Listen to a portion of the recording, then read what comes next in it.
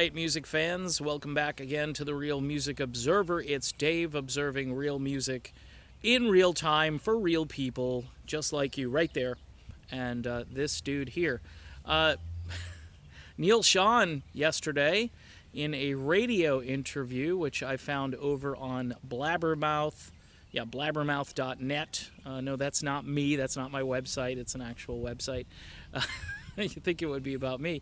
Neal Schon was doing a radio interview with a jock from the East Coast. I forgot her name, but she asked some pretty good questions. One of the questions she asked Neal was, hey, so how did you guys resolve the issues? You and John Kane, how did you, sort of patch things up? And his response was fairly priceless. He said, well, we just don't talk anymore. It's, wow. Folks, this is all about business at this point.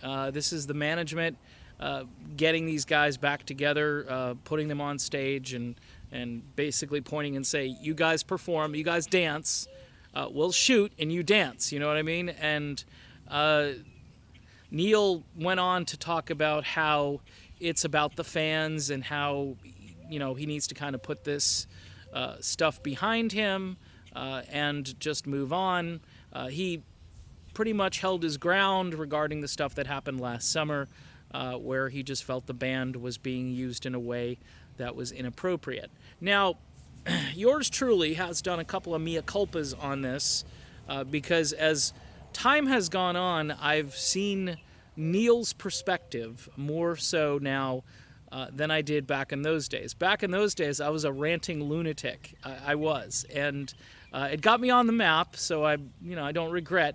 I was responding to tweets, and on Twitter last night, I kind of said to somebody, "Hey, if I had just known what I know now, I would have just said, it's not like I would have been firmly in Neal's corner, but I would have just said, hey, let's look at this objectively." I just felt, publicly airing that stuff was a little, it was a little too much. But what I've learned really now is that Neal was he had no advocates. He had no advocates in the band. So he was going to the fan base. There's nobody in the band that supported Neal's viewpoint. So he went to the fan base. And if I had known that, I would have said, okay. And the meet and greet stuff, that was pretty harsh. I found out that, the dude got double pneumonia, and he probably got spooked by getting double pneumonia, and still having to tour, by the way. And that's probably why he said, you know what, if I've got to actually tough this out and get on stage and play guitar with double pneumonia, then maybe, just maybe, I won't do these meet and greets anymore. So I get that. I think maybe there's a compromise somewhere, maybe one or two lucky folks who are, antibacterial soaped up, can hang out with Neal Schon for a little while. I don't know. So we learn all that. We learn the fact that it just seems as though John doesn't really want to do anything. And I'm just being blunt. I mean, it just seems as though he's not the one doing, he's not doing radio interviews. He's not out there on the big day. He's posting pictures of himself on Twitter with his wife, with his hand in a very precarious place on his wife's posterior, and saying, yeah, what a great day that was. And I'm just thinking to myself, hey, you're the little band, the little thing that you're in there, Journey, they're going on tour. You haven't talked about it. You haven't mentioned it.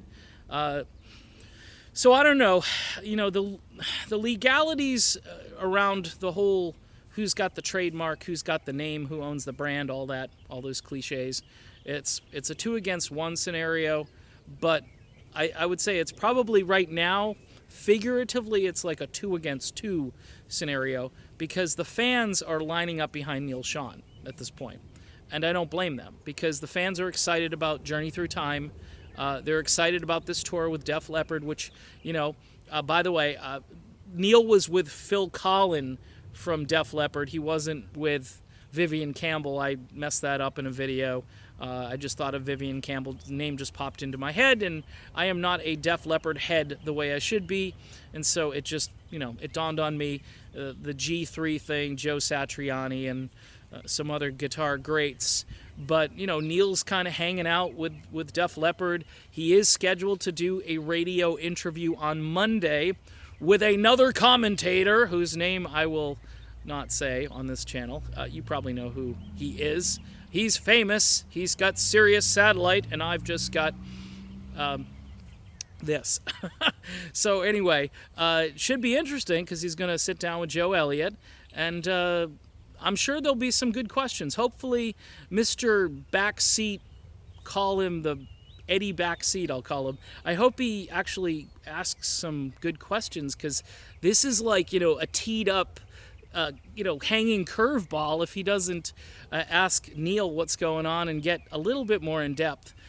The other big bombshell from the Neal Schon interview was he volunteered some information at the very end about the benefit concert. He said, hey, and we've got a special guest who is coming. And, the DJ, she didn't really interject there. I would have said, who? Who is it? Can you give us a hint? That's what I would have said. Can you give us a hint? Who is it? Are his initials SP? Somebody said to me it's probably Carlos Santana. That's probably more likely than Steve Perry. Oh, I mentioned Steve Perry in a video. I'm sorry. Yesterday on Twitter, I was getting beat up for just injecting Steve Perry into every video I do for ratings, for views, and I would never do that. Never.